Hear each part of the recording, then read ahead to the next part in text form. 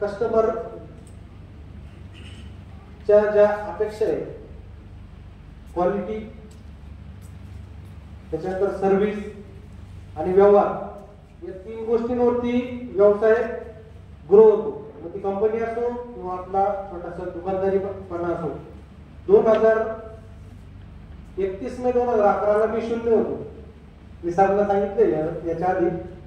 पण त्यानंतर मी आणि माझी पत्नी आम्ही दोघांनी जी सुरुवात केली, समोरच्या कस्टमरचे अपेक्षा, त्यांना लागणारी सर्व्हिस, मग तो वेळ कोणतीही असो, रात्री असो, दिवसा असो, सकाळी असो, कधी पण फोन आल्यानंतर त्याच्या बांधावरती जाणे, त्याला जी लागेल ती सर्व्हिस आपण अवेलेबल करून देणे, याच्यावरती माझी जी ग्रोथ झाली. मी फक्त 75,000 वरती माझा बिझनेस चालू केला.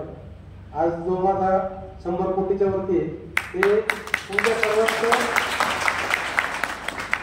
सर्वजण असे मित्रत्वासारखे मिळत गेले की ते परत तुटले नाही माझ्याकडनं. असे